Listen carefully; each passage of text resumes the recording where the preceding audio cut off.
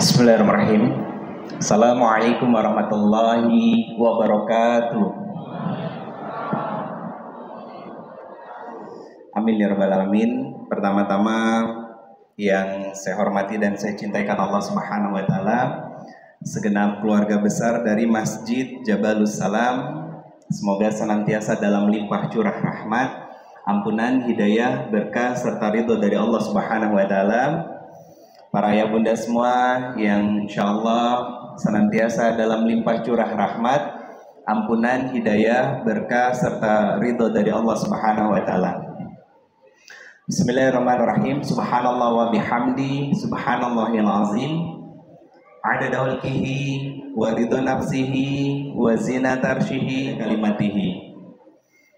Asyhadu an la ilaha illallah wa asyhadu anna Muhammadar Rasulullah. Allahumma salli ala Sayyidina Muhammad. Assalamualaikum ya Rasulullah sallallahu alaihi wasallam wa ala alihi wa ashabihi wa man tabi'ahum bi ihsan ila yaumiddin. Rabbi a'udzubika min hamazati syayatin wa a'udzubika rabbi yahdurun. Subhanaka la ilma lana illa ma 'allamtana innaka antal alimul hakim. Shadaqallahul azim wa sadaqa Rasulullah sallallahu alaihi wasallam. Alhamdulillah, puji syukur kehadirat Allah Subhanahu wa taala. Malam hari ini satu kebahagiaan Pak buat saya bisa menginjakkan untuk pertama kalinya kaki saya di Balikpapan Pak. Saya datang dari Bandung, alhamdulillah bisa bertemu dengan keluarga-keluarga baru di sini yang saya merasa yakin saat ini sedang menatap wajah-wajah indah ahli surganya Allah Subhanahu wa taala. Tentu gak cukup dengan amin. Harus ada ikhtiar yang kita lakukan sebagai seorang hamba, memantaskan diri kita sehingga kita layak nanti berbondong-bondong berkumpul seperti ini untuk memasuki surganya Allah Subhanahu wa taala dengan keridhaan dan rahmat yang Allah berikan kepada kita. Salawat dan salam semoga terlimpah curah kepada Rasulullah Muhammad sallallahu alaihi wasallam, sosok yang sangat luar biasa menginginkan keselamatan bagi kita semuanya. Semoga kerinduan dari Nabi dan kesempurnaan dari cinta Nabi bisa berbalaskan juga dengan kesempurnaan ikhtiar kita dalam mentaati segala sesuatu yang disyariatkan oleh Rasulullah Muhammad sallallahu alaihi wasallam. Ayah bunda sekalian yang insya Allah dirahmati Allah Subhanahu wa taala, ini temanya merawat cinta sampai surga, terus diminta korelasinya dengan Isra Mi'raj. Kalau bicara tentang merawat cinta sampai surga, itu sebetulnya konteksnya dua Pak. Personal diri kita, hubungan kita dengan Allah, hablum minallah. Yang kedua hablum minanas, berarti dengan keluarga. Siapa? Istri, suami, dan anak-anak kita. Lalu bagaimana korelasinya dengan Isra Mi'raj? Isra Mi'raj tidak melulu tentang nilai sholat. Nilai sholat itu datang lewat peristiwa Isra Mi'raj, tapi sebelumnya apa yang terjadi sama Nabi Sallallahu Alaihi Wasallam? Saya mohon izin berdiri.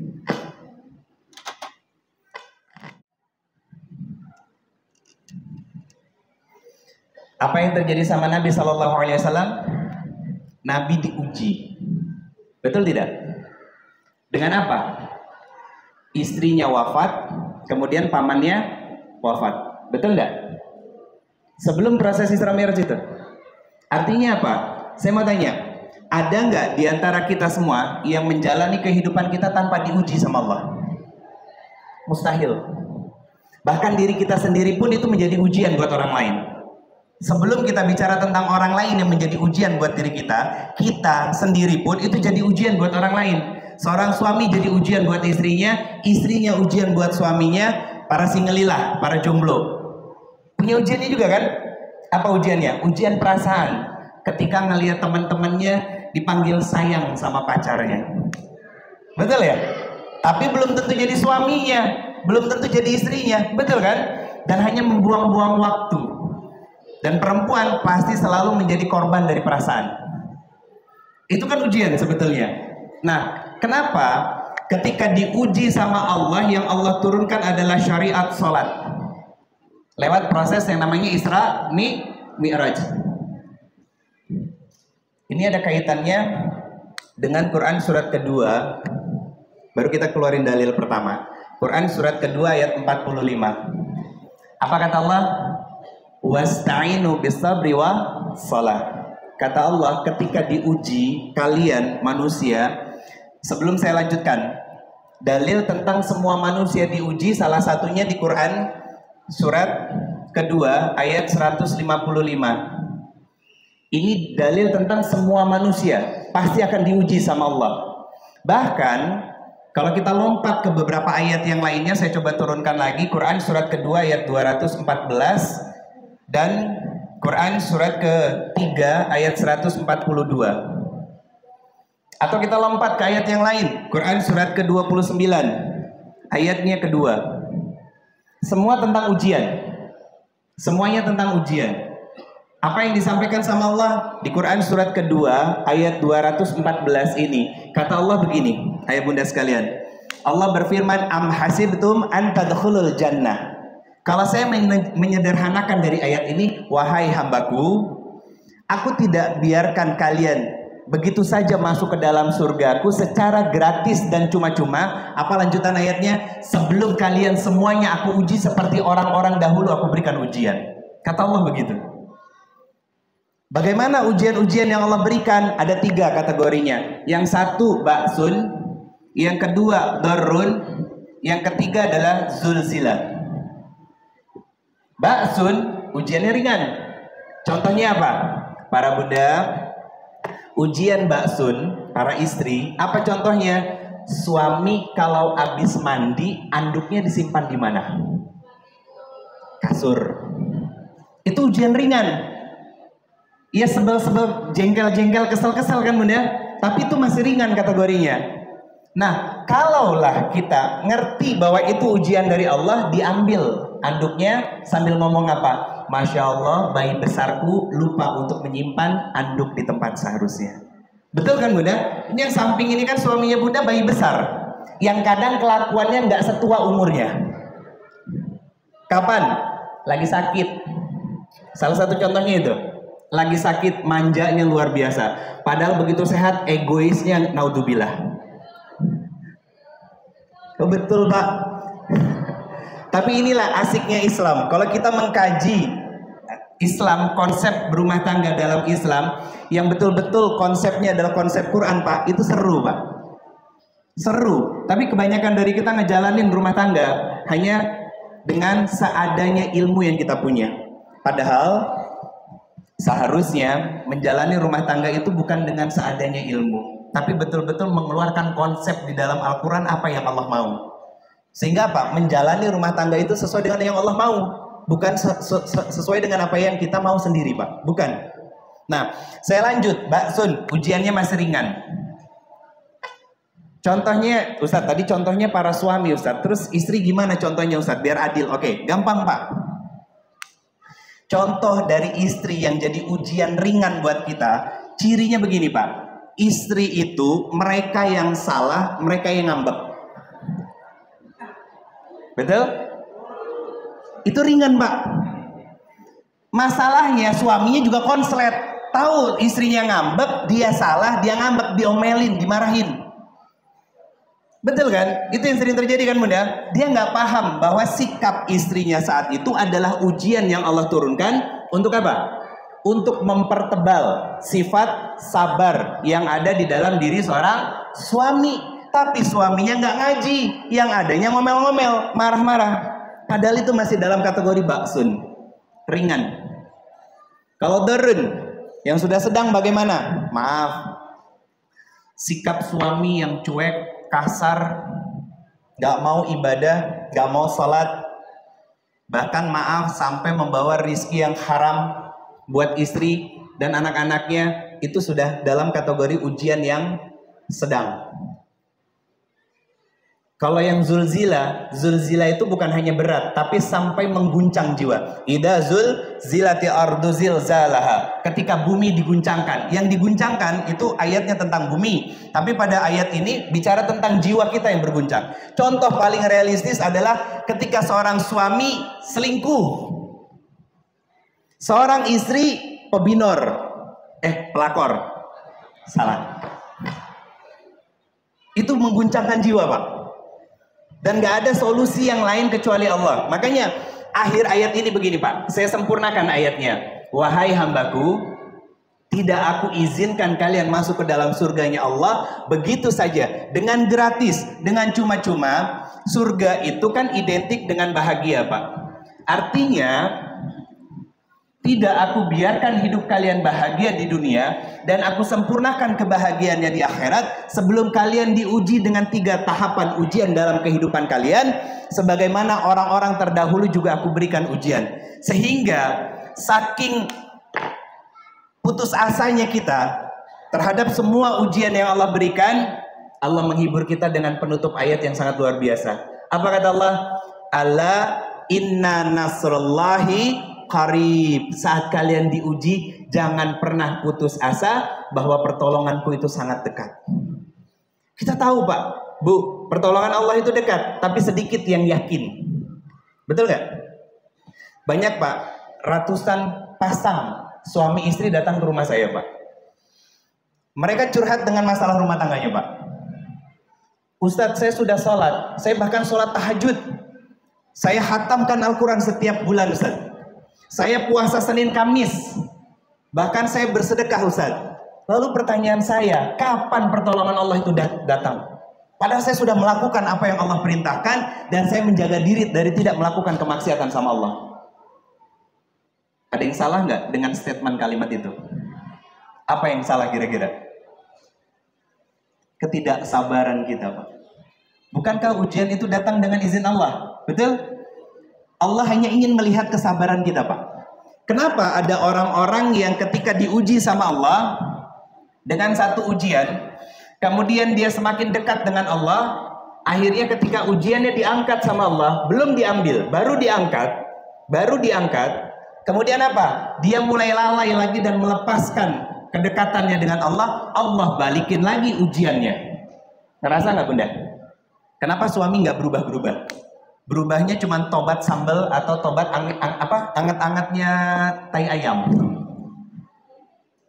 Karena kita nggak sungguh-sungguh mendekatkan diri kita sama Allah. Yang akhirnya apa? Dikembalikan lagi tabiat asli dari suami kita, sifat asli dari pasangan kita, dan lain sebagainya. Begitu juga kita, Pak. Sebagai seorang suami, sederhana, Pak. Kenapa nasihat kita belum didengar sama istri kita? Tidak seperti Nabi SAW yang ketika menyampaikan pesan kepada para istri-istrinya, ingat, Pak, istri-istrinya. Kita istri satu ribut, Pak. Bermasalah berarti kan?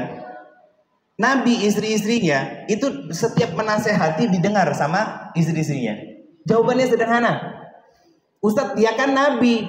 Rasulullah Muhammad SAW yang dibimbing sama wahyu. Salah kalau cara pandangnya seperti itu. Kenapa beliau SAW setiap nasihatnya didengar sama istri-istrinya? Karena para istrinya mengidolakan Nabi SAW sebagai sosok teladan dalam ketaatan kepada Allah dan Rasulnya. Sehingga apapun yang diperintahkan sama Nabi, sami'na wa ata'na. Beda kan sama suami? Pak, angkat galon. Jawabnya, iya. Diangkat?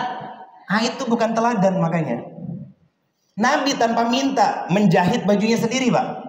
Ketika pulang tahu istrinya nggak masak, apa kata Nabi?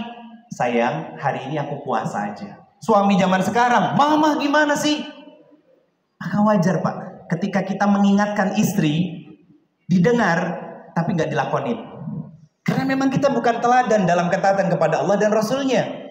Kita baru sebatas menjadi seorang suami, tapi belum menjadi sosok qawwamah di dalam kehidupan rumah tangga kita. Quran surat keempat ayat 34. Ar-rijalu qawwamuna 'alan nisa. Kalau arti terjemahannya apa? Pemimpin, Pak. Betul, tapi itu kurang sempurna. Karena apa? Banyak orang, para suami yang menganggap dirinya sebagai seorang pemimpin. Salah kaprah Bunda. Coba tolong, saya pengen cross check. Karena yang namanya pemimpin itu punya kekurangan. Apa kekurangannya? Gak mau dinasehatin, gak mau dikasih tahu, gak peka, tukang tunjuk, tukang perintah. Kalau salah, ujungnya marah-marah. Betul Bunda? Suami di rumah seperti itu? Itu ujian yang Allah kasih buat kita, Pak. Ujiannya seorang suami apa? Kebengkokan istri, Pak. Kebengkokan istri. Coba, istri salah, diingetin sama kita. Ngomong apa dia? Tapi, Pak, kita baru ngomong satu kalimat, istri sudah nyerocos 10 kalimat. Betul kan, Pak? Itu perempuan, Pak. Jangankan kita suami, Nabi SAW masih juga disela ketika Nabi menasehati. Tapi bedanya kalau kita disela, ya kan, kita yang emosi. Kalau Nabi ketika disela tersenyum kepada istri-istrinya, Pak. Kenapa? Karena dia tahu SAW bahwa wanita yang ada di hadapannya adalah wujud dari manusia yang bengkok, manusia setengah akal. Perempuan itu manusia setengah akal, Bunda. Coba pakai motor, ngesennya kiri, beloknya mana? Itu perempuan kan. Parkir mobil kadang bannya masih miring, coba. Betul kan? Kenapa? Karena pakai perasaan. Nabi yang bilang kurangnya perempuan itu kurang akal sama kurang iman. Makanya kalau saya menyederhanakan ini, kalau perempuan itu makhluk setengah akal. Karena setengahnya lagi bukan pakai akal, tapi pakai perasaan. Justru perasaan inilah aset terbesar dari seorang wanita. Kalau bukan karena perasaan ini, maka laki-laki yang ada di samping Bunda, yang sekarang jadi suami, dia nggak akan bisa merasakan bagaimana sakitnya seorang ibu melahirkan anak-anaknya. Sehingga akhirnya apa? Dia berpikir melihat istrinya melahirkan dengan susah payah, Pak. Dia berusaha untuk memuliakan ibunya. Kan muncul sisi perasaan. Karena sampai Imam Ibnu Qayyim membuat sebuah kitab, Pak. Di kalimat muqaddimahnya apa yang disampaikan sama Imam Ibnu Qayyim Al-Jauziyah? Agar menyeimbangkan antara logika dengan perasaan, Pak. Nabi SAW itu sosok yang sangat perasaannya luar biasa. Padahal cerdasnya nggak ada lawan Nabi SAW itu. Tapi ketika berhadapan dengan istrinya, bahkan sampai begini, Nabi bicara sama Aisyah. Satu ketika Nabi mengatakan kepada Aisyah seperti ini. Kalau bahasa sederhananya, sayang, aku tahu loh kapan kamu lagi marah atau lagi ngambek sama aku, dan kamu lagi sayang-sayangnya sama aku. Aisyah nanya, ya Rasulullah, kapan engkau bisa tahu bahwa aku lagi ngambek sama engkau dan aku lagi sayang-sayangnya sama engkau? Apa jawabnya Nabi? Kata Nabi SAW, kalau kamu lagi ngambek sama aku, kamu akan menggunakan kalimat demi Tuhannya Ibrahim. Tapi kalau kamu lagi sayang-sayangnya sama aku, kalimat yang keluar dari lisanmu adalah demi Tuhannya Muhammad SAW. Apa hikmahnya, Pak? Kalau istri lagi manyun, lagi ngambek, satu, jangan dicuekin. Itu gak akan ngobatin. Yang kedua, jangan ditanya ada apa.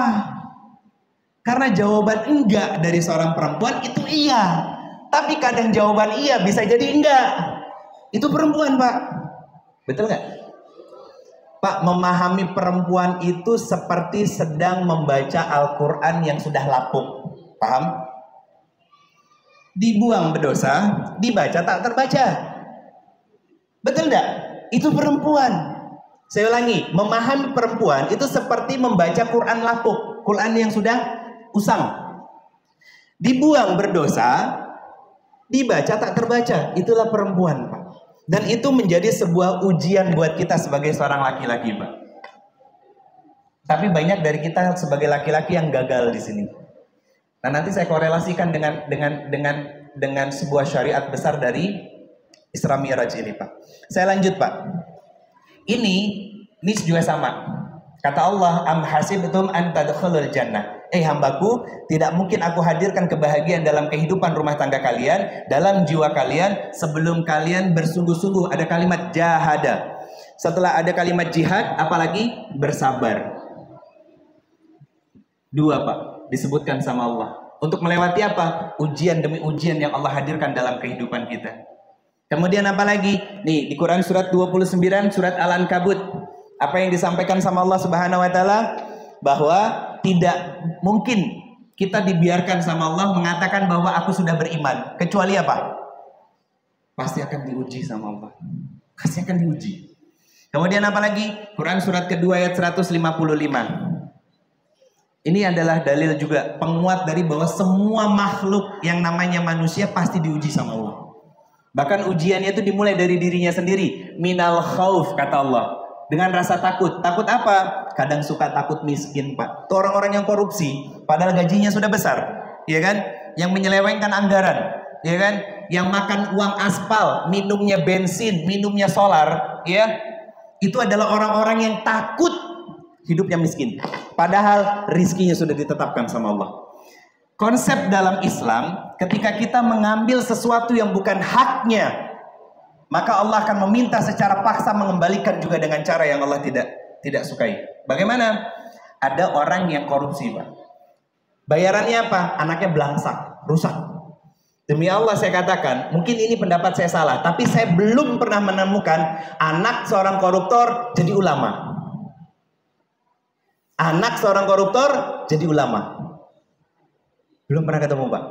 Tapi kalau anak seorang kiai nakal, masih ada kemungkinan untuk kembali jadi baik. Kenapa? Keberkahan dari rizki dan doa orang tuanya. Sebegitu pentingnya. Minal khauf, rasa takut dalam jiwa kita. Takut miskin, takut anak dan istri nggak bisa makan. Akhirnya apa? Dia mengambil sesuatu yang bukan haknya. Itu kan semuanya jadi masalah. Dan kita menjadi seorang suami yang durhaka ketika membawakan rizki yang haram. Kepada siapa? Istri dan anak-anak kita, Pak. Nah, saya lanjut, Pak. Kenapa Allah memunculkan Quran surat kedua ayat 45? Wasta'inu bis-sabri wa shalah. Ketika diuji sama Allah dengan berbagai macam ujian, kenapa Allah minta kita sabar dan juga salat? Apa arti sabar? Apa arti sabar, Pak? Apa arti sabar? Ayo. Apa arti sabar, Pak? Kenapa, Pak? Sabar menerima takdir. Arti sabar. Menahan diri dari apa, Pak? Menahan diri dari bersikap buruk. Salah satunya amarah. Ada lagi apa? Apa, Pak? Bisa memaafkan. Bapak pemaaf nggih? Insya Allah. Insya Allahnya orang Indonesia apa orang Arab, Pak? Beda, Pak. Orang Indonesia, Pak, datang ke masjid dia ada pengajian Isra Miraj. Insya Allah datang. Ibu-ibu yang tahu itu kan. Kalau orang Arab, insya Allah itu 99,9% pasti datang. Itu bedanya. Apa arti sabar? Sabar itu menahan diri. Bukan berdiam diri ya, tapi menahan diri tidak melakukan hal-hal yang menyeleweng dan menyalahkan syariat Allah. Kemudian, kenapa disandingkan dengan sholat? Nah, karena syariat sholat ini Allah turunkan setelah Nabi SAW mengalami puncak dari segala macam ujian yang diterima sama Nabi. Apa puncaknya? Meninggalnya istri dan pamannya Rasulullah SAW yang menjadi tameng dalam proses dakwah yang dilakukan sama Nabi SAW. Ketika pamannya beliau meninggal SAW, orang-orang kafir Quraisy itu masih segan untuk memperlakukan Nabi, menghinakan Nabi, dan bahkan sampai kontak fisik sama Nabi. Kenapa? Karena masih ada Khadijah. Masih ada Khadijah. Karena banyak dari orang-orang kaum kafir Quraisy itu yang banyak ditolong sama hartanya Khadijah. Tapi begitu Khadijah wafat, tidak ada lagi tameng yang menjaga Nabi SAW. Disitulah puncak dari segala macam ujian yang diterima sama Rasulullah SAW. Sederhana, Pak. Kenapa Nabi disebut sebagai Khatamul Anbiya? Karena semua perih, ujian, masalah, dan problem yang terjadi dalam kehidupan kita sampai kiamat nanti, solusinya sudah dimunculkan oleh Allah dari kisah hidup Nabi SAW. Kalau enggak, maka ada Nabi lagi setelah Rasulullah SAW. Tapi faktanya kan enggak ada. Disebut sebagai Khatamul Anbiya, penutup dari semua Nabi dan paling sempurna dari semua Nabi yang pernah ada. Artinya sudah selesai semua masalah dalam kehidupan kita, yang ada solusinya dalam kehidupan Rasulullah Muhammad SAW. Nah pertanyaannya, kenapa sholat ini diturunkan setelah proses ujian yang sangat luar biasa dalam kehidupan kita? Saya keluarkan satu ayat lagi, Quran surat ke-29 ayat 45. Apa kata Allah? Inna salata tanha anil fahsya ilal munkar. Kata Allah, salat ini dapat mencegah diri kita dari melakukan perbuatan maksiat apapun yang disebabkan karena fahsya. Apa fahsya? Sebab melakukan kemaksiatan yang didorong sama syahwat kita. Itu fahsya. Yang kedua mungkar. Apa mungkar? Akal-akalannya kita. Orang-orang yang koruptor itu kan ngakal-ngakalin, ya kan? Siapa yang jadi korban? Masyarakat, orang-orang di sekitarnya. Kalau fahsya, itu dia berbuat zolim dengan dorongan syahwatnya dia untuk dirinya sendiri. Contoh paling sederhana, berbohong, fitnah, ghibah. Ya bunda, hobinya siapa? Hah? Fitnah, ghibah, jelek-jelekin orang. Hobinya siapa? Kenapa malu untuk mengakuinya? Nggak salah. Oke, kenapa saya memalingkan wajah saya ketika menyebutkan dosa-dosa ini kepada para perempuan? Salah satu karakter perempuan, Pak, di dalam Al-Quran, di antara 3 karakter yang Allah sebutkan secara langsung di dalam Al-Quran, itu disebut dengan sebutan An-Nasa. Yang satu akar kata dengan salah satu surat keempat di dalam Al-Quran, surat An-Nisa. Apa artinya An-Nisa, bunda? Salah. Kata siapa? Itu bentuk singular, bunda. Tahu singular? Bentuk jamak, perempuan-perempuan atau wanita-wanita. Apa hikmahnya? Hikmahnya kenapa disebut An-Nisa itu artinya adalah perempuan-perempuan? Karena kalau perempuan bermaksiat tidak bisa sendiri, minimal berdua. Ngapain? Tahu sendiri kan? Tahu sendiri. Itu Allah Maha tahu kan? Allah mengenal diri kita sangat luar biasa. Lalu apa arti dari An-Nasa ini, Ustaz? An-Nasa itu, Pak, senang mengungkapkan, ekspresif, senang meluahkan. Bahasa sederhananya, para wanita ini cerewet, bawel. Laki-laki kalau paham tentang satu karakter ini, dari 3 karakter yang lain, dia akan sabar mendampingi kecerewetan dan kebawelan dari istrinya. Secapek apapun dia pulang ke rumah, tahu istrinya sedang lelah, dia akan duduk bersampingan dengan istrinya dan mengatakan, sayang, ada yang mau diceritain gak hari ini? Oh, surga itu, Pak. Surga. Lebay, Ustadz? Enggak, Nabi itu setiap malam selalu mendengarkan cerita dari istrinya. Bahkan, Pak, setiap pagi, loh ini kan temanya Isra Mi'raj, berarti kan kisah dari Rasulullah SAW. Iya, kita para bunda nih lebih seneng nonton film drakor yang omong kosong dan bohong semuanya daripada baca kisah dari Rasulullah SAW. Betul kan?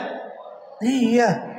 Giliran diceritain tentang kisah Rasulullah, Ustadz itu kan Nabi. Nabi itu diciptakan manusia, bentuknya, wujudnya, biar kita bisa belajar. Karena apa? Ketika kita belajar tentang sejarah, berarti itu bisa dihidupkan dalam kehidupan kita. Beda halnya sama teori. Kalau teori mumet, pusing, susah nginstal ke dalam kehidupan kita, akhirnya apa? Kita nggak mengambil nilai kebaikan di dalam dari teori itu. Nabi, bunda, Pak, setiap subuh beliau berjamaah bersama dengan para sahabatnya. Selesai di waktu syuruk, apa yang dilakukan Nabi? Berkeliling ke rumah istri-istrinya. Rumah yang terakhir, disitulah hari itu Nabi menginap, tinggal dan sarapan. Apa yang dilakukan sama Nabi ketika mendatangi istrinya? Ditanya bagaimana kabarnya, bagaimana suasana hatinya, bagaimana ibadahnya tadi malam, bagaimana tentang adakah cerita yang membebankan hatinya. Suami di rumah suka nanya begitu, bunda? Pantas kelihatan wajah-wajah belum bahagia dari depan sini ya. Pak, mau neladanin siapa sih Pak? Coba saya mau tanya, sesibuk apa kita dibandingin sama Nabi? Nabi itu bukan hanya seorang suami, tapi seorang ayah, seorang kakek juga. Sama seperti kita, betul? Apa lebihnya Nabi? Nabi menjadi seorang panglima perang, Pak. Nabi pemimpin sebuah peradaban, kepala negara, Pak.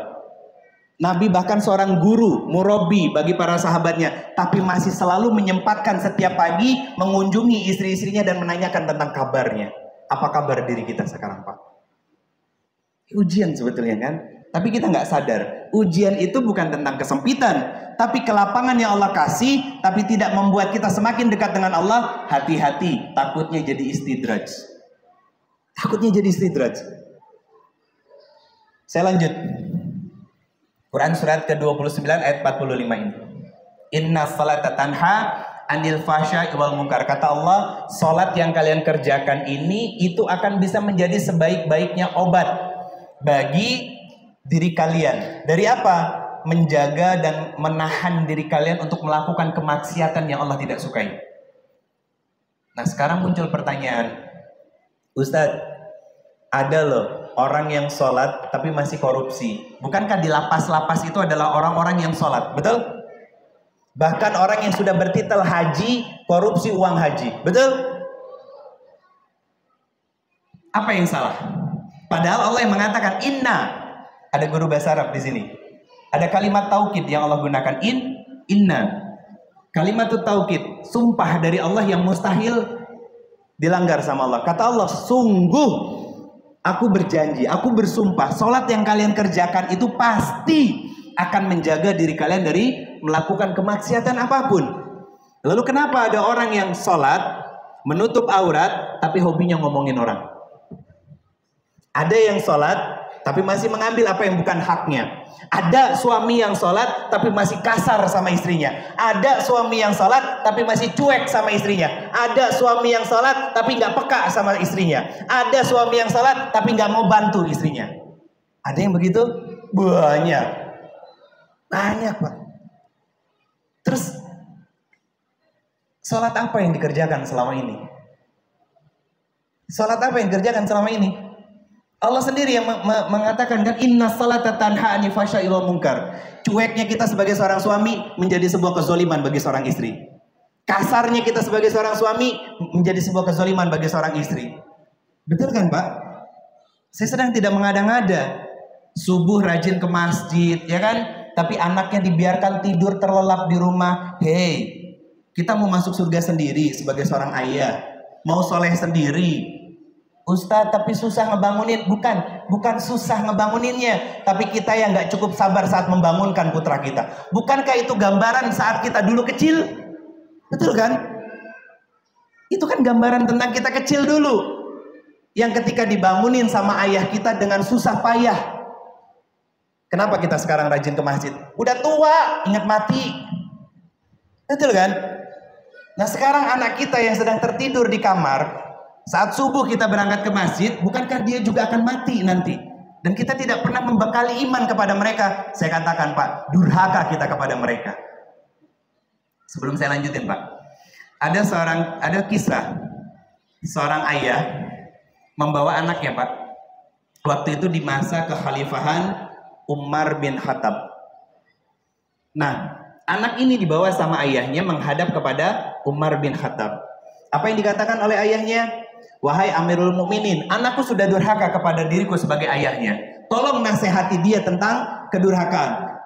Dinasihati sama Amirul Mukminin, sama Umar bin Khattab kepada anaknya. Selesai menasihati, anaknya mengatakan apa?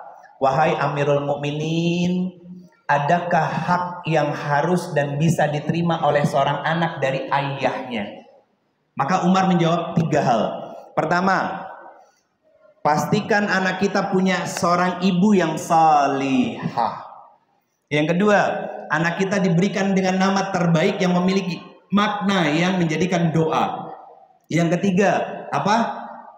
Ajarkan kitabullah kepada anak-anak kita. Langsung anaknya menjawab, wahai Amirul Mukminin, ibuku adalah seorang majusi. Lalu bagaimana saya bisa belajar dari dia? Yang kedua, nama dari saya tidak ada arti dari kebaikan yang merupakan implementasi dari doa dan harapan dia sebagai ayah saya. Yang ketiga, seumur hidup saya sampai sedewasa ini tidak pernah diajarkan kitabullah oleh ayah saya. Apa kata Umar kepada ayahnya? Anda telah durhaka kepada anak Anda sebelum anak Anda durhaka kepada Anda. Kita banget kan itu, Pak? Kita banget itu. Apa yang dilakukan para suami? Gelap ketemu gelap nyari uang. Bayar SPP, beli seragam, carikan sekolah terbaik, dititipkan anaknya tapi tidak pernah mengajarkan ilmu agama kepada mereka. Durhaka kita, Pak. Giliran anaknya sudah tumbuh besar, diajak ke masjid nggak mau, anaknya dimarahin. Dia lupa sebagai seorang ayah untuk memarahi dirinya bahwa anak menjadi seperti itu adalah karena kelalaian dirinya.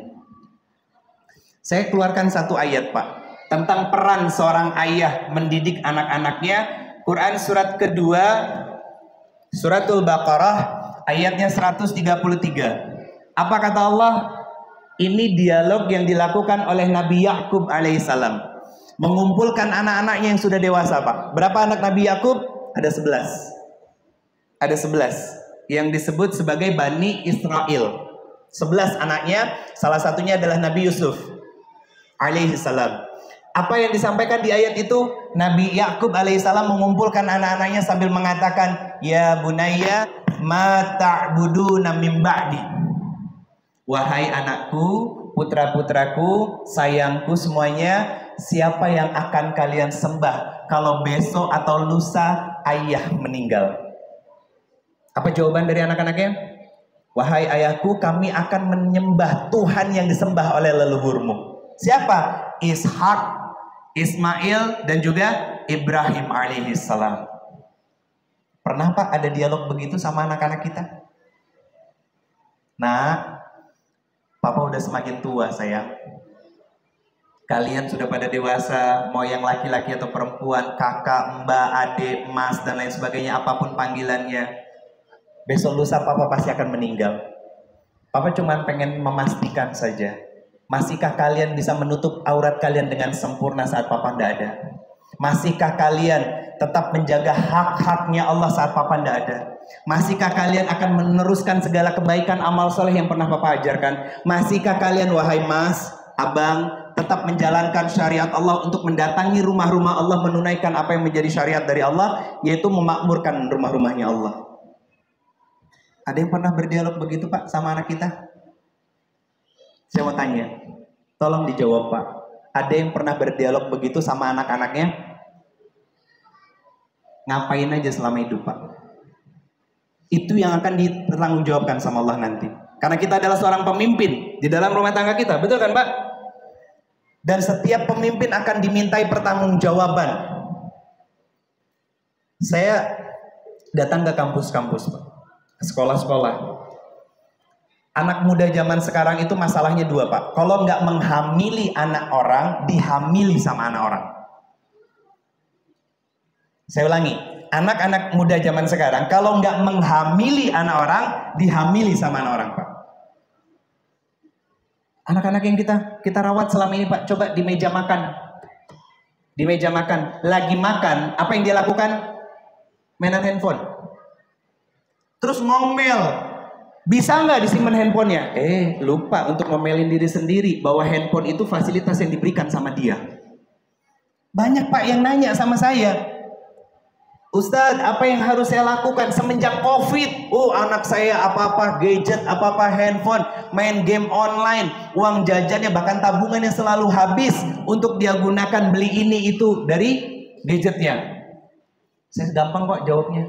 Bapak, Ibu, maaf, yang ngasih gadgetnya siapa? Kami, Ustadz. Yang mengadakan wifi 24 jam di rumah siapa? Kami, Ustadz. Kalau memang mengakui bahwa itu kelakuannya kalian sebagai orang tuanya, silahkan nikmati, karena pajak selalu ditanggung sama pemenangnya. Betul kan? Karena tentang keburukan akhlak itu kita. Jangan salahkan anak. Dari kisahnya Umar tadi, itu kan jadi pelajaran besar. Dan itu menjadi ujian. Tidak ada yang bisa melapangkan ujian tadi kecuali sujudnya kita kepada Allah lewat salat. Disimpan kening ini di atas sajadah. Menangis minta kepada Allah di setiap penghujung malamnya. Setelah itu apa? Realisasi dari perbuatan kita. Begitu subuh. Di sini subuh jam berapa, Pak? Subuh jam berapa di sini? 5 kurang. Jam setengah 5, beliau suami sebagai seorang ayah sudah bangun. Atau mungkin jam 4. Dia sholat tahajud dulu plus witir. Begitu menjelang azan 5 menit sebelum azan, dia bangunin putra kesayangannya. Bukan cuma sekadar, Mas bangun ke masjid, ditinggal. Bangun nggak? Nggak bangun. Begitu pulang, ibunya dimarahin. Mama gimana sih? Kok nggak dibangunin anaknya? Tuh kan banyak yang ngangguk-ngangguk. Pak, itu tugas Anda, Pak. Bukan tugas istri. Gimana caranya? Bangunin. Kalau belum bangun, duduk di samping dia tidur. Jadi biar ketika mata dibuka, mata anak kita, anak laki-laki dibuka, yang pertama kali dilihat adalah bapaknya lagi nungguin dia biar bisa berangkat ke masjid bareng. Dan itu akan direkam dalam memorinya dia, dan itu akan dia ajarkan kepada anak cucu keturunannya. Bukankah itu pengabulan dari doa kita yang selama ini kita panjatkan kepada Allah di Quran surat ke-25, surat Al-Furqan, ayat ke-74. Rabbana hablana min azwajina wa zurriyyatina qurrata a'yun waj'alna lil muttaqina imama. Pernah nggak mengkaji doa itu? Apa yang kita inginkan, Pak? Pasangan dan anak cucu keturunan yang qurrata a'yun, yang menyenangkan, yang soleh dan soleha. Pernah nggak nanya bagaimana caranya? Ternyata di doa ini dikasih rumus, Pak. Kata Allah, Rabbana hablana, ya Allah jadikanlah diriku, min azwazina, pasanganku, wa zuriyatina, keturunanku. Kita pakai kaidah terbalik. Bagaimana kita bisa mendapatkan keturunan yang qurrata a'yun? Maka pastikan kita bersama dengan pasangan juga menjadi pasangan yang qurrata a'yun. Pasangan yang saleh dan salihah. Pasangan yang satu sama lain saling support dalam amal soleh dan kebaikan. Pasangan sebagai suami istri yang sibuknya memperbaiki amal soleh dan kedekatan kepada Allah dan Rasulnya. Dari mana kita bisa mendapatkan pasangan yang sama-sama menjadi sebuah support system untuk taat kepada Allah dan Rasulnya? Maka jadilah seorang hamba yang mukhlis, yang sungguh-sungguh untuk taat kepada Allah, yang sadar bahwa semua yang terjadi dalam kehidupannya terjadi dengan izin Allah dan semuanya akan dimintai pertanggungjawaban sama Allah. Kesadaran itu, Pak. Jadi ketika anaknya bangun, buka mata, tahu ada bapaknya. Jangan langsung ditinggal. Begitu kita tinggal, tutup pintu, merem lagi dia. Tetap duduk di situ sampai dia bangun, masuk ke kamar mandi, dia berwudu, masuk ke kamar, masih tahu ada bapaknya di situ dan bapaknya tersenyum. Apa yang dia lakukan? Mengganti pakaian dengan pakaian takwa. Jalan keluar rumah, Pak. Demi Allah saya katakan, anak laki-laki itu kebanggaannya di bahunya, Pak. Dipeluk, nak, makasih sayang udah nemenin papa ke masjid. Itu cerita sampai dia mati akan selalu diingat. Saya punya, Pak, dakwah saya sebetulnya bukan hanya di masjid seperti ini, pakai pakaian seperti ini. Saya berdakwah dengan izin Allah, dikasih kesempatan, punya seorang sahabat almarhum, beliau mantan salah satu begal. Tahu begal, Bunda? Nah, di daerah Jawa Barat.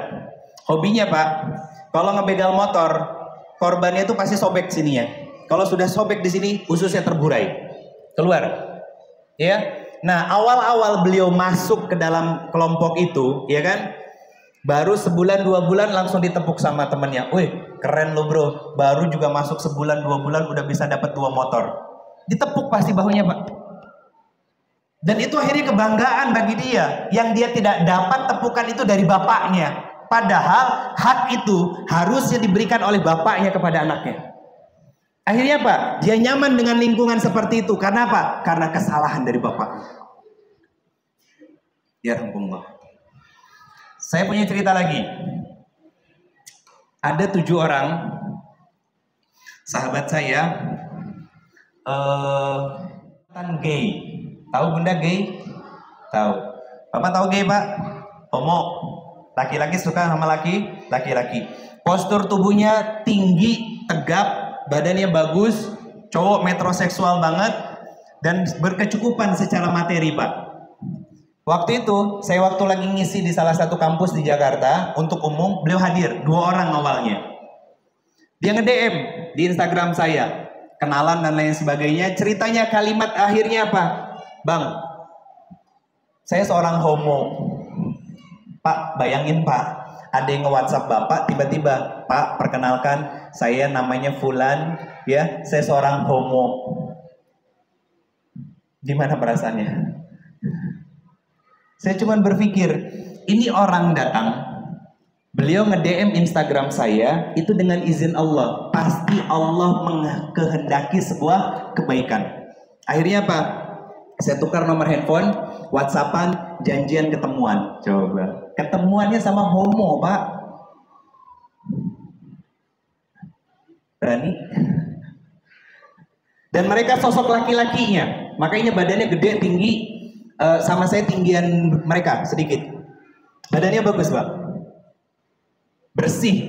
Terus akhirnya apa? Cerita mereka. Saya gali sampai pada fase kenapa kalian melakukan hal seperti ini. Jawabannya sederhana. Karena orang tua saya, Bang, di rumah mereka ada, tapi tidak pernah hadir membersamai saya. Mereka sibuk cari uang dari gelap ketemu gelap. Hanya jadi ATM berjalan. Memberikan fasilitas kartu kredit, kendaraan roda 4, mau jajan apa terserah, saya mau main kemana pun gak pernah ditanya.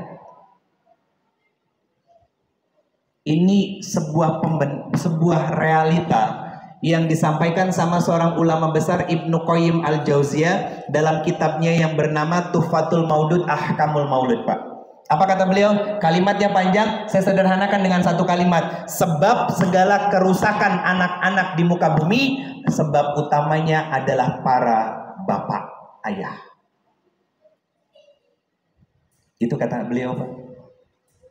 Kenapa? Karena ayah tidak menjalankan fungsi utamanya sebagai seorang ayah. Apa? Pendidik, pengajar, teladan dalam ketaatan di dalam rumah kepada Allah dan Rasulnya. Karena kebanyakan para ayah, kebanyakan para bapak hanya menjadi seonggok mesin ATM berjalan selama ini. Saya dikasih kesempatan untuk berdakwah ke tempat-tempat seperti itu, Pak. Dibukakan mata saya tentang sebuah fakta yang ternyata sumbernya adalah kita, Pak. Saya ngomong sebagai seorang laki-laki, dan itu kan ujian dalam hidup kita yang kadang kita nggak sadar. Kita menganggap bahwa memberikan nafkah kecukupan, rumah tempat tinggal, kendaraan untuk keluarga kita sudah cukup bagi kita. Saya katakan demi Allah, belum ada nilainya sama sekali di sisi Allah, Pak. Karena apa? Nabi yang mengatakan, khairukum li ahlihi wa ana khairukum li ahlihi. Sebaik-baiknya kalian wahai para suami, bukan tentang siapa dan apa jabatan kalian di luar, tapi bagaimana sikap perilaku kalian di dalam rumah terhadap istri dan anak-anak kalian. Kata Nabi, Pak, bukan kata saya. Ini kan proses introspeksi diri seharusnya kita. Berarti selama ini yang kita jalani perannya itu salah. Berarti selama ini kita menjadi ujian buat istri kita. Yang selama ini kadang kita berpikir ujian itu datang dari istri kita. Salah. Kitalah yang menjadi ujian bagi istri kita. Karena selama ini tidak pernah hadir membersamai mereka. Tidak pernah hadir menemani mereka. Pernah, Pak, ngedengar suara gelas sama suara piring beradu di rumah ketika istri lagi nyuci piring? Pernah? Pernah nggak, Pak, ngedengar istri tiba-tiba nutup pintu jeleger? Pernah? Pernah nggak, Pak, ngelihat untuk masak itu sutil sama wajan beradu kenceng? Pernah, Pak? Kalau nggak pernah berarti itu ada masalah sama kepekaan. Karena itu pasti akan terjadi dalam sebuah rumah. Karena rata-rata wanita, para istri yang melakukan hal konyol seperti itu memberikan isyarat kepada suaminya, Pak, aku tuh lagi capek dan lelah. Betul? Tapi kan nggak peka suaminya, malah pakai ditanya, Bu, kenapa? Saya kalau jadi istrinya pengen ngetok, Pak, tong gitu. Sadar, Pak, gitu.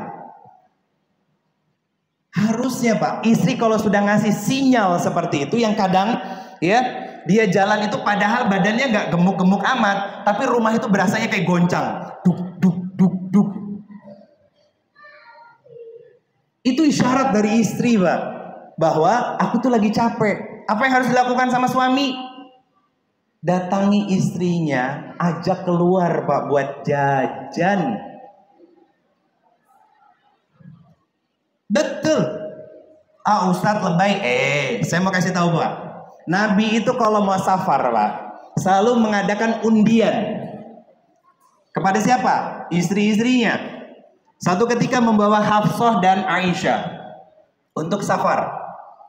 Nah, kemudian apa yang dilakukan sama Nabi? Nabi mengajak Aisyah untuk berkeliling sambil ngobrol. Kan itu keluar berarti.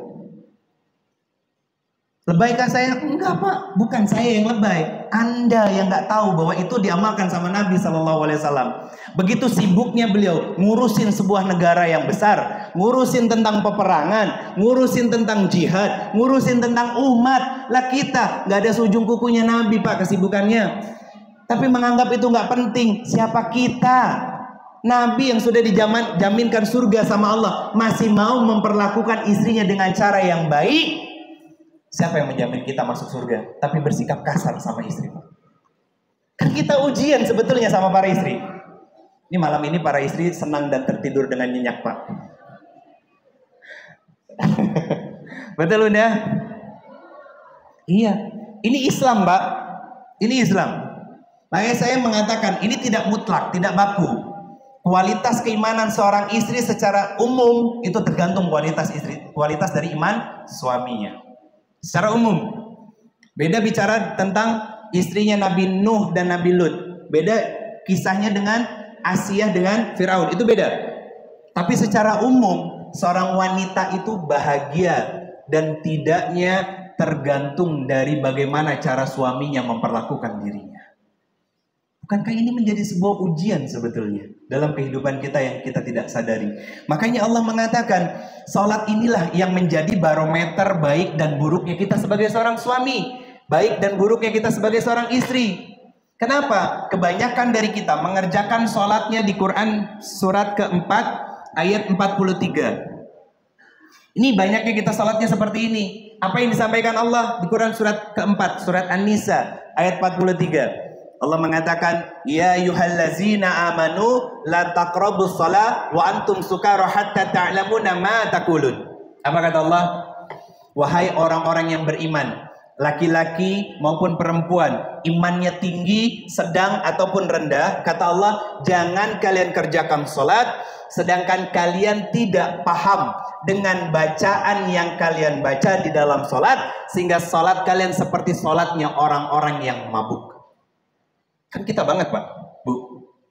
Takbir, Allahu Akbar, Bismillahirrahmanirrahim, Alhamdulillahi Rabbil Alamin. Mulutnya komat kamit, pikirannya kemana-mana, dan hatinya lalai. Betul? Kan sindiran dari Allah.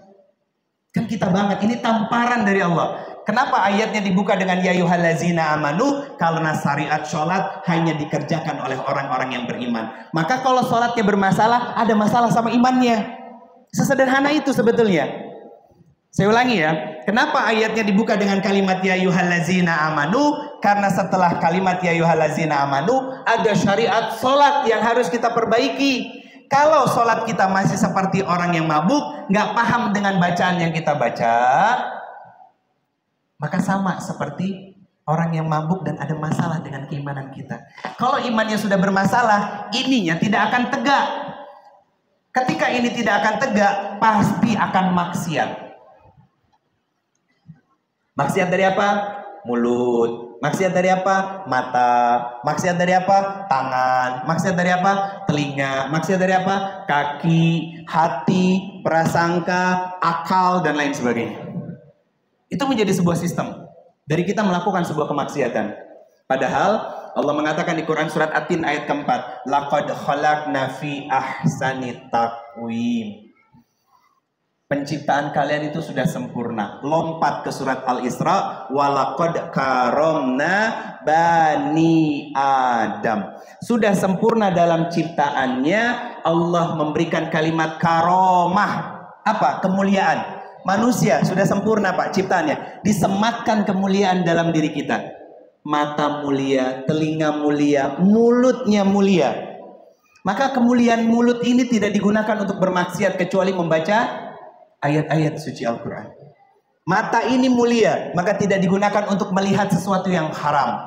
Tangan ini mulia, maka tidak digunakan untuk mengambil apa yang bukan haknya. Itu sholat. Itu esensi sholat. Sehingga menjaga diri kita dari melakukan kemaksiatan. Masjid lagi direnovasi. Tiba-tiba datang bawa 1 truk pasir sama beberapa puluh sak semen. Bilang sama DKM-nya, Pak, tulis aja hamba Allah ya. Saya malu sama masyarakat di sini. Tapi jangan lupa dalam kurung nama saya juga ditulis. Kan ada masalah kan nggak begitu? Jadi ayah bunda sekalian yang dirahmati Allah, setiap manusia pasti akan diuji sama Allah dengan 3 tingkatan yang sudah Allah susun. Ba'sun darun zulzila. Maka tidak ada obat yang paling menyenangkan dan menenangkan saat kita diuji sama Allah kecuali sungguh-sungguh dalam sujudnya kita sama Allah. Kenapa begitu? Karena Allah mengatakan di Quran surat Ar-Ra'd ayat 28, "Ala bizikrillahi tatmainul qulub." Hanya dengan mengingat Allah. Kalimatnya zikrullah di situ. Allah akan menghadirkan ketenangan dalam diri kita. Apakah zikrullah di sini yang dimaksud adalah subhanallah, alhamdulillah, Allahu akbar? Bukan. Karena puncak dari zikir adalah salat. Saya ulangi, puncak dari zikir yang akan menghadirkan ketenangan dalam kehidupan kita, dalam jiwa kita, melewati setiap ujian yang sudah Allah berikan adalah dengan salat. Ada dalilnya? Buka Quran surat ke-20. Surat Toha. Ayatnya 14. Apa yang disampaikan Allah? Innani anallah la ilaha illa ana fa'budani wa aqimis shalah li zikrihi. Aku adalah Allah, kata Allah. Zat yang sudah memberikan kehidupan bagi kalian. Zat yang juga akan menghadirkan ujian bagi kalian. Menghadirkan masalah dalam kehidupan kalian. Kata Allah, ingatlah aku, sembahlah aku, fa'budani. Bagaimana caranya ya Allah agar kami bisa menyembah dan taat kepadamu? Wa aqimis shalah li zikrihi. Tunaikan, dirikan salat karena itu adalah puncak dari cara kalian mengingatku. Kata Allah begitu. Bukankah salat itu adalah ibadah hati? Bukan ibadah fisik, tapi ibadah hati, Pak. Silaturahminya hati kita sama Allah, Pak. Karena kenapa ayat ini menjadi sebuah barometer baik dan buruknya seseorang itu tergantung dari sholatnya? Karena sholat itu kan ibadah hati. Dan hati itu menjadi panglima di dalam diri kita. Karena Nabi yang mengatakan, ada segumpal daging di dalam tubuh anak cucu Adam yang kalau itu baik, maka baiklah seluruhnya. Kalau itu buruk, maka buruklah semuanya. Betul kan? Jadi sholat itu silaturahmi hatinya kita sama Allah Subhanahu wa taala. Proses tazkiyatun nafs, pensucian jiwa kita kepada Allah Subhanahu wa taala. Itu kenapa sebelum Isra Mi'raj Nabi dibedah lagi. Betul kan? Dicuci lagi jiwanya dengan air Zam-Zam. Kemudian apa? Diajak Isra dan Mi'raj ke Sidratul Muntaha untuk menerima syariat sholat yang kemudian kita tunaikan saat ini. Bukankah sebelum kita salat ada sebuah syariat yang menjadi sebab sah diterimanya atau tidak dari salat kita? Apa? Wudu. Betul kan? Bukankah doa setelah wudu? Asyhadu an la ilaha illallah wa asyhadu anna Muhammadar Rasulullah. Allahumma ij'alni minat tawabina waj'alni minal mutatahhirin. Kenapa Allah mengawali doanya? Ya Allah, jadikanlah aku sebagai hambamu yang senang bertaubat. Apa korelasinya dengan wudu? Bukankah Nabi mengatakan setiap tetesan air yang jatuh saat kita berwudu, Allah gugurkan juga dosa-dosa kita? Artinya saat kita berwudu ingat dosa tangan, pernah mengambil yang bukan haknya. Mulut saat berkumur-kumur, pernah membicarakan aib dan dosa orang lain. Telinga bahkan sampai kaki, Pak. Itu proses pertaubatan kita. Kenapa setelah asyhadu an la ilaha illallah wa asyhadu anna Muhammadar Rasulullah Allahumma ij'alni minat tawabina disambungnya waj'alni minal mutatahhirin? Karena proses pensucian jiwa kita ada di dalam sholat. Dan tidak akan pernah suci jiwa kita kalau bermasalah wudunya. Betul kan? Kebetulan Enggak, Pak. Itu sebuah sistem yang Allah berikan, tapi nggak pernah kita kaji. Betul? Itu. Mendalami konsep Quran itu sampai dalam. Karena apa? Semakin kita menyelam dalam konsep hidup Islam, berkehidupan secara Islami, itu akan kita nikmati, Pak. Bu, kita akan tersenyum. Kenapa? Ternyata selama ini kita cuma sombong dan sok tahu. Ilmu Allah itu luas.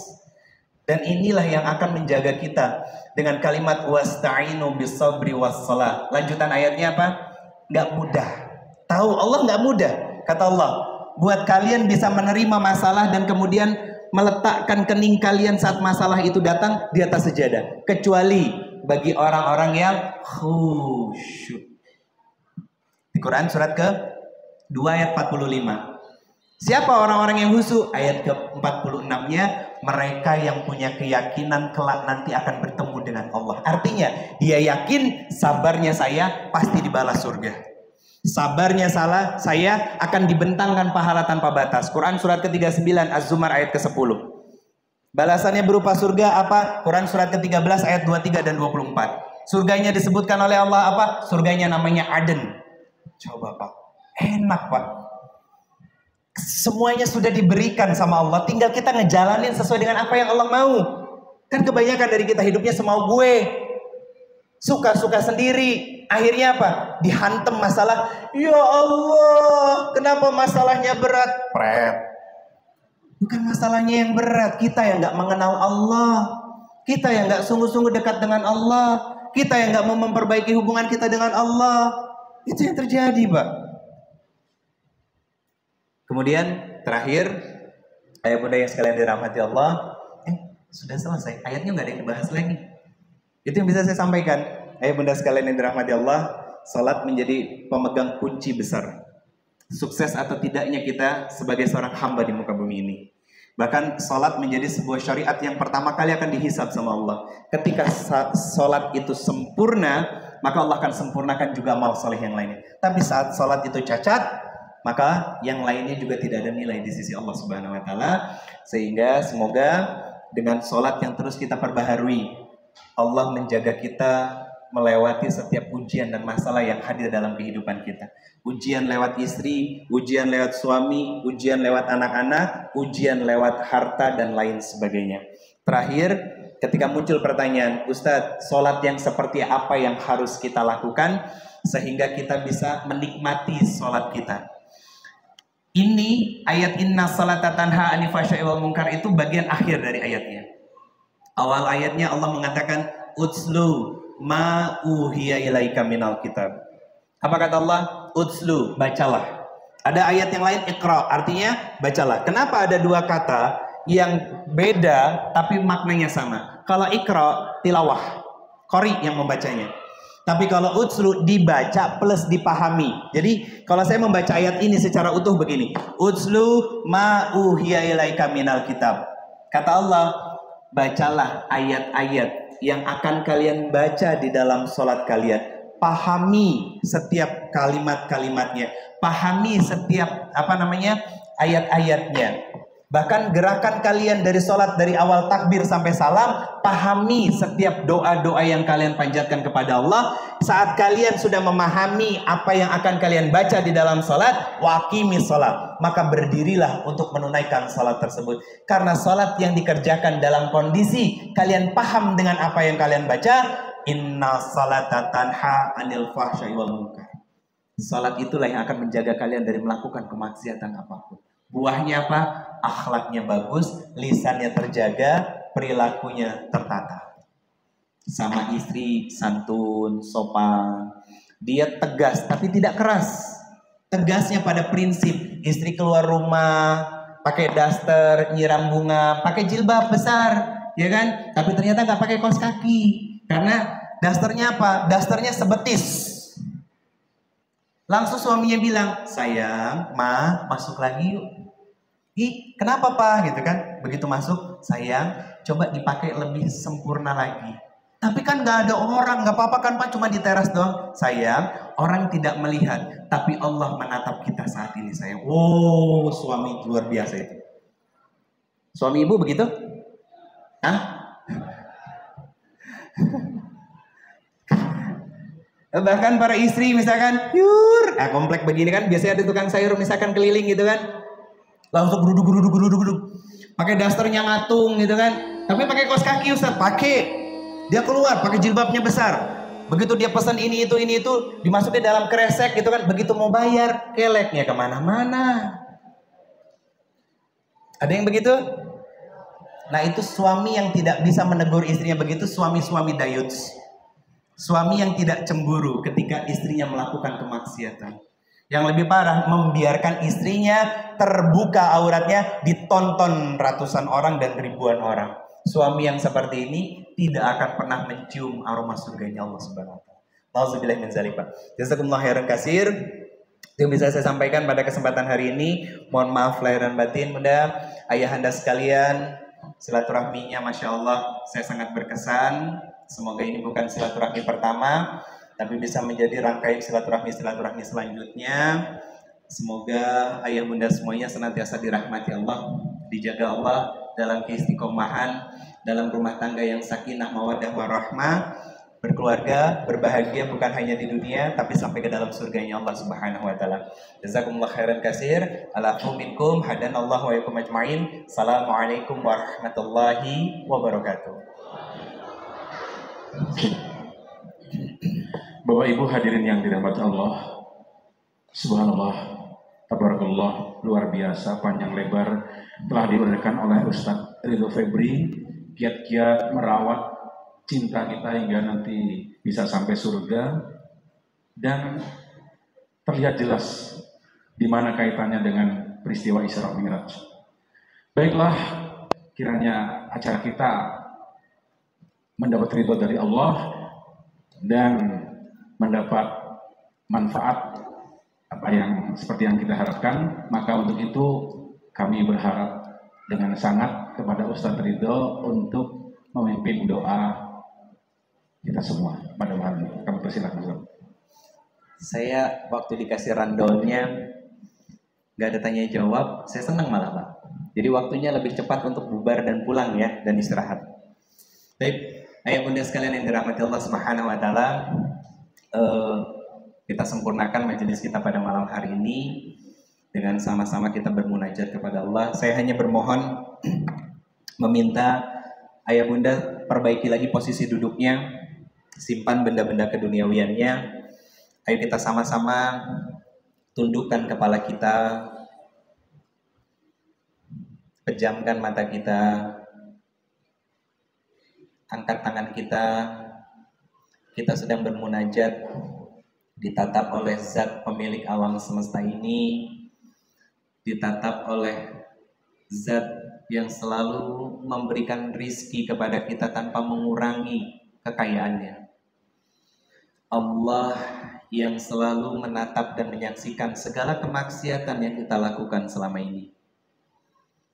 Pejamkan mata, belajar untuk berkhalwat, berdua-duaan dengan Allah. Hadirkan hati kita, dan rasakan oleh hati kita bahwa Allah itu betul-betul menatap kita pada hari ini, dan hari-hari yang lalu, dan juga hari-hari yang akan datang.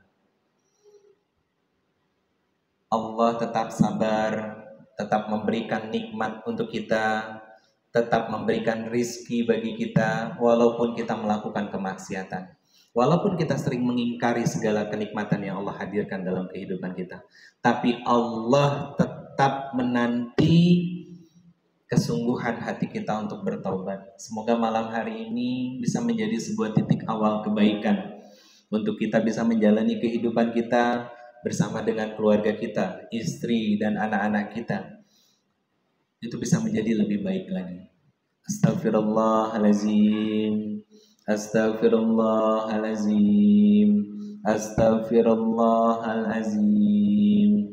Allahumma salli ala Muhammad wa ala ali Muhammad. Allahumma salli ala Muhammad wa ala ali Muhammad. Allahumma salli ala Muhammad wa ala ali Muhammad. Allahumma ighfir lil muslimina wal muslimat wal mu'minina wal mu'minat al-ahya'i minhum wal amwat birahmatika ya arhamar rahimin. Ya Allah, lihatlah, inilah hamba-Mu ya Allah, yang hanya datang kepadamu saat ada butuhnya. Kami adalah hamba-hamba-Mu yang ketika Engkau hadirkan berbagai macam nikmat dalam kehidupan kami justru membalasnya dengan kemaksiatan dan dosa ya Allah. Ya Allah, inilah hamba-Mu, hamba yang banyak gak tahu dirinya, hamba yang kurang syukurnya kepadamu ya Allah. Kami berkumpul di rumah-Mu, kami berkumpul di tempat yang penuh dengan keberkahan dari-Mu ya Allah. Dan kami menengadahkan tangan-tangan kami, ya Jabbar, ya Sami', ya Basir, ya Mujibas Sa'ilin, Anta Rabbus Samawati wal Ard. Kami bermohon kepadamu ya Allah, dengan segenap hati kami, dengan segala kerendahan jiwa kami ya Allah, karena kami adalah makhluk-makhluk-Mu yang lemah, makhluk-makhluk-Mu yang banyak bermaksiat, makhluk-makhluk-Mu yang banyak melakukan dosa dan kelalaian ya Allah. Kami bermohon dengan segenap hati kami, ampuni dan rahmati kami semuanya ya Allah. Ampuni segala dosa-dosa yang pernah kami lakukan selama ini, dosa yang kami lakukan terang-terangan ataupun sembunyi-sembunyi ya Allah. Semua dalam penglihatan-Mu, semua dalam tatapan-Mu, semua dalam catatan-Mu ya Rabbana. Dosa yang kami lakukan dari pertama kali kami melakukan dosa sampai detik ini, dosa yang besar ataupun dosa yang kecil, dosa terhadap diri sendiri ataupun terhadap orang lain ya Allah, kami bermohon ampuni dan rahmati kami semuanya. Bimbing kami agar kami bisa istiqomah dalam kesenangan untuk taat dan melakukan perbaikan dan kebaikan ya Allah, sehingga kelak nanti Kau meridhoi kami, Kau wafatkan kami semuanya dalam kondisi husnul khotimah. Wafatkan kami semuanya dalam kondisi husnul khotimah. Wafatkan kami semuanya dalam keadaan husnul khotimah. Saat semua dosa-dosa yang pernah kami lakukan sudah Kau ampuni ya Allah. Saat semua amal soleh yang kami ikhtiarkan Kau terima dengan sempurna ya Allah. Rabbana la tuzigh qulubana ba'da idh hadaitana wa hab lana min ladunka rahmah innaka antal wahhab. Ya Allah, ya Ghaffar, ya Allah, ya Muqtadir, ya Allah, ya Sami', ya Allah, ya Basir, ya Allah, ya Rahman, ya Rahim. Jangan Kau sobek-sobek dan jangan pernah Kau cabut nikmat iman yang sudah Kau tanamkan ke dalam jiwa-jiwa kami ya Allah. Susah payah kami mendapatkannya, dan kami tidak akan pernah menjadi sebaik-baiknya seorang hamba yang taat kecuali itu semua dengan pertolongan-Mu ya Allah. Kecuali itu semua dengan hidayah dari-Mu ya Allah. Kecuali semua itu dari taufik dan kemurahan-Mu ya Allah. Karena kami yakin kebaikan yang kami lakukan adalah cara-Mu untuk memantaskan diri kami sebagai hamba-hamba-Mu yang kotor dan banyak melakukan dosa, agar kelak kami Engkau masukkan ke dalam surga-Mu ya Allah. Allahumma gfirli wali walidayya warhamhuma kama rabbayani shaghira. Ya Allah, ampunilah dosa dan dosa dari orang tua kami yang telah wafat ya Allah. Jadikanlah kuburnya raudhah min riyadil jannah, taman di antara taman-taman surga-Mu ya Allah. Jangan Kau himpit dan jangan Kau siksa mereka. Jangan Kau sempitkan mereka ya Allah. Ya Rabbana, terangi kuburnya ya Allah, ya Nur. Berikan cahaya terang benderang di dalam kubur mereka, dan jadikan kami sebagai anak-anak yang salih dan salihah, yang terus bisa mentransferkan, mengirimkan cahaya amal salih ke dalam tempat peristirahatan mereka ya Allah. Dan kami bermohon kepadamu, kepada orang tua kami yang masih hidup, ayah, ibu, bunda, umi, abi, mama, papa, Ampuni dan rahmati mereka semuanya. Sayangi mereka ya Allah. Cintai mereka, rahmati mereka, muliakan mereka dan tinggikan derajat mereka ya Allah saat mereka masih hidup. Dan jangan kau siksa mereka, jangan kau hukum mereka karena ketidaktahuan mereka ya Allah. Istiqomahkan mereka dalam perbaikan dan kebaikan. Istiqomahkan mereka dalam kesenangan mentaati Engkau dan Rasul-Mu, sehingga Kau wafatkan orang tua kami dalam keridhaan-Mu, sehingga Kau wafatkan orang tua kami dalam kondisi husnul khotimah. Wafatkan orang tua kami dalam kondisi terbaik yang Kau ridhoi ya Allah. Allahumma a'inna ala zikrika wa syukrika wa husni ibadatik. Allahumma inna nas'aluka ridhaka wal jannah wa na'udzubika min saqatika wan nar. Allahumma afuwun karim tuhibbul afwa fa'fu 'anna ya karim. Ya Allah, jika yang hadir di antara kami adalah seorang suami, maka jadikanlah kami suami-suami teladan, suami-suami yang takut kepada Engkau ya Allah, suami-suami yang menjadi idola di dalam rumah bagi anak dan istri kami ya Allah, seorang ayah yang memberikan tarbiyah dan pengajaran terbaik kepada anak-anak kami ya Allah, seorang suami yang lapang hatinya dengan kesabaran, luas dalam pemaafan dan pemakluman atas segala kekurangan dari istri kami ya Allah.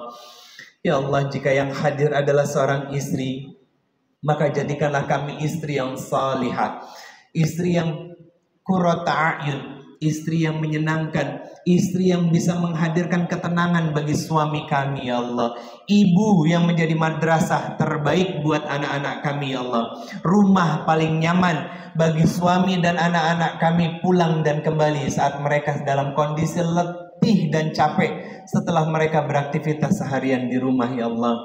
Jika ada di antara kami saudara-saudara kami yang masih sendiri, maka hadirkan dalam jiwa mereka, dalam kehidupan mereka kesenangan untuk taat dan melakukan perbaikan dan kebaikan, serta karuniakan kepada mereka pasangan yang salih dan salihah, pasangan yang bisa saling menggenggam tangan, baik itu lapang ataupun sempit, baik itu senang ataupun musibah yang Kau hadirkan, sehingga genggaman tangan kami ini bisa saling menguatkan sampai ke dalam surga-Mu ya Allah.